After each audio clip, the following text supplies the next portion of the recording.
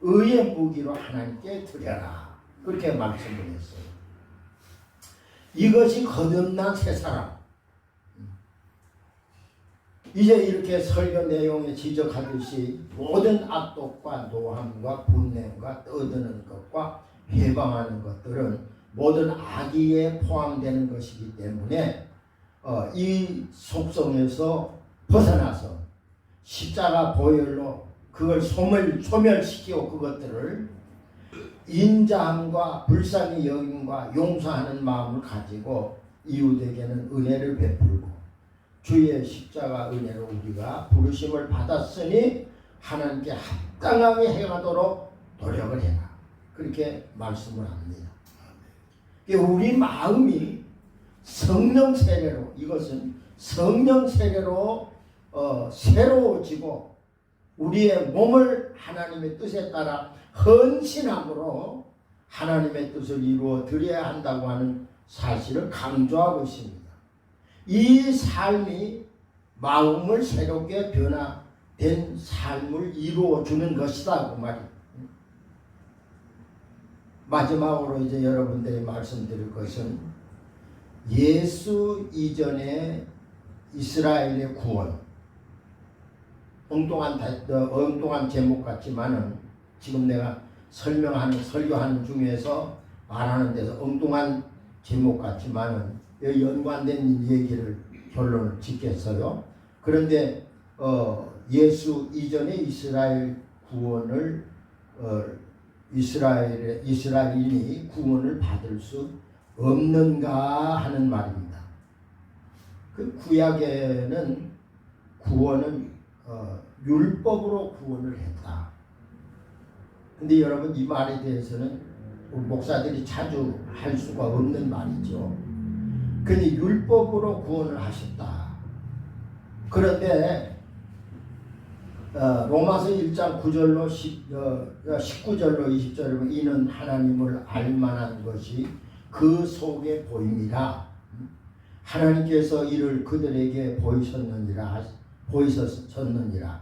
창세 전부터 그의 보이지 아니하는 것들, 곧 그의 영원하신 능력과 신성이 그가 만드신 만물에 분명히 보여 알려졌나니 그러므로 그들이 핑계하지 못할지어다. 그런 말씀을 했어요. 조금 어려운 말씀 같지요. 그런데 이것이 뭐냐면은 여러분 여기에 이스라엘의 구원은 예수가 아직 이 땅에 오시지 않으셨잖아요. 그렇기 때문에 그 이스라엘의 구원은 받을 수가 있느냐 없느냐는 사실을 얘기하는데, 그럼 그 말씀을 이렇게 여기에 보면 성경에는 이런 말씀 비춰주는데 하나님을 알만한 것이 그 속에 보였다. 하나님께서 그들에게 보이셨느니라. 예수 오시기 전에 이스라엘에게 구원은 율법이었다는 것. 그럼 구약 시대는 율법을 통해서 메시아를 대망하고 믿는 자들은 구원하셨다고 하는 사실을 분명히 말합니다. 그래서 극단적인 사람은 예수가 이 땅에 오시기 전에는 그 사람들은 예수를 이름도 부르지 못했고 믿지 못했고, 그런데 그 사람들이 구원을 받았느냐 안 받았냐는 이런 문제가 많이 있어요. 그런데 히브리 여기 11장 1절로 2절에 보면 믿음은 바라는 것들의 실상이요 보지 못하는 것들의 증거니 선진들이 이로써 증거를 얻었느니라고 그랬습니다. 그러면서 그 이후에 쭉 보게 되면 인물이 나와요. 첫째, 아벨에 대한 인물이 나옵니다. 그가 가인보다 나은 제사를 드렸으니 이것은 어떤 제사였기 때문에 그랬느냐.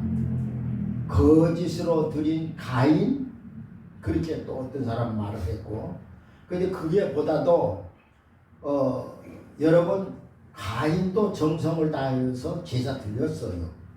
근데 아벨은 무슨 제사를 드렸냐면 양을 잡아서 피 흘리는 제사를 드렸기 때문에 하나님께서는 죄인을 피 흘려 죽게 하심으로 살리시는 역사를 이루시는 섭리입니다.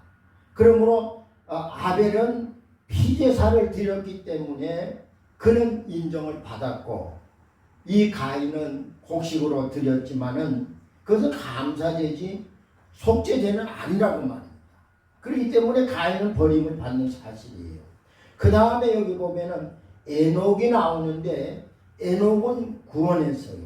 그런데 그는 죽음이 없이 승천을 했습니다. 또 그 다음 노아가 나옵니다. 노아는 보이지 않는 일에도 상주심을 바라고 방주를 지었다고 하는 사실이 강조됩니다. 또 아브라함이 나와요. 하나님이 부르실 때는 순종함으로 구원을 받았다, 그렇게 강조를 하고 있습니다. 그럼 이분들은 다 예수 못 받던 분이에요. 이분들은 전부 예수 이전의 사람들입니다. 이분들이 구원을 받는 길은 율법에 의하여서 구원을 받는데, 율법이 믿음으로 말미암아 인정되게 만들었던 사실을 볼 수가 있어요.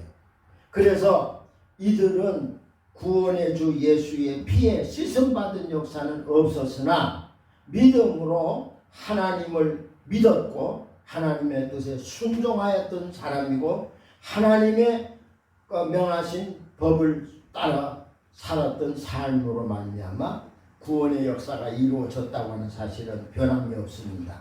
그러므로 여기에 분명히 말씀을 하시기를 그의 신성이 그 만드신 만물에 분명히 보여 알게 하였으므로, 그러므로 그들이 결코 핑계할 수 없는 일이다. 그러면서 하나님을 알만한 것이 그 속에 보였음이니라.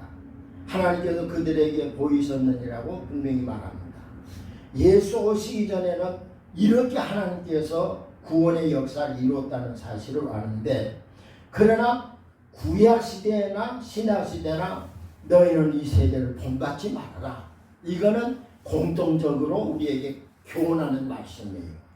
이 세대를 본받지 말아라. 오직 마음을 새롭게 함으로 말미암아 변화를 받아라. 그리고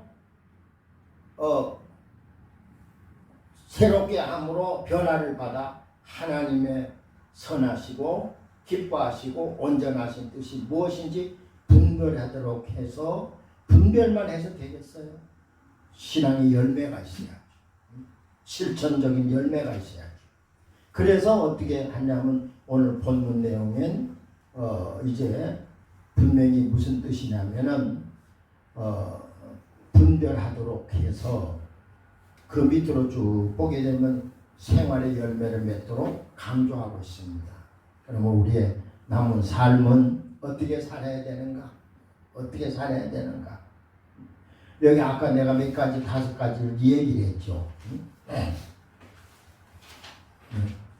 5가지 얘기했는데 바울이 말한 얘기입니다. 악독과 노함과 분냄과 떠드는 것과 해방하는 것은 모두 악의와 함께 버려라, 그 얘기입니다. 함께 이런 모든 것들을 버리고, 그 외에도 많은 죄들이 있습니다. 그 모든 것들을 세속된 것이라면 버려야 되는 거예요. 하나님이 기뻐 받으시는 것이라면 우리는 순종을 해야 되겠죠. 이러한 자세가 우리 속에 있어야 됩니다, 이제부터는. 그래서 우리는 죄악을 물리칠 수 있는 능력이 있어야 되겠고, 그 다음에 죄를 멀리할 수 있는 능력이 있어야 되고, 그것은 끊임없이 하나님 앞에 하나님 나에게 능력을 주옵소서, 나에게 힘을 주옵소서, 이기게 하여 주옵소서, 이렇게 전능하신 하나님의 능력을 우리는 이 힘입어야 됩니다. 내가 지난번에 설교할 때 그 얘기를 한 적이 있죠. 세상의 힘의 분포를 내가 얘기한 적이 있습니다. 그래서 하나님은 가장 강한 분이고, 두 번째로는 예수님이십니다. 그 다음에 성령님, 그 다음에 마귀입니다. 그 다음에 인간이에요. 그렇기 때문에 인간이 마귀를 이길 수는 없습니다. 근데 어떻게 이길 수 있냐? 그 마귀보다 강한 자의 힘을 힘입어서야 이길 수 있는 것이죠. 그러게 그 힘을 힘입는 방법은 우리가 끊임없이 하나님 매달려 기도하고 성령이 함께하여 주옵소서. 주님 나와 함께하여 주옵소서.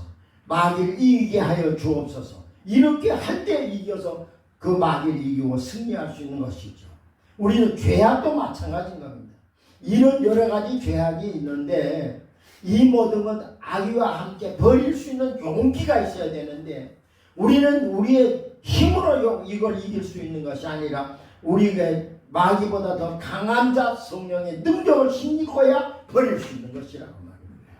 그러므로 우리는 늘 쉬지 않고 기도하면서 하나님이 나와 함께 하시기를, 성령이 나와 함께 하시기를 간절히 소원하면서 기도 생활에 전념해야 된다는 것을 우리는 여기서 깨닫고 믿음 안에서 살아서 승리하시기를 주의 이름으로 축원합니다. 아멘. 기도하겠어요. 거룩하신 우리 하나님 아버지, 세상을 이기는 방법은 사람의 힘으로 되는 것 아닙니다.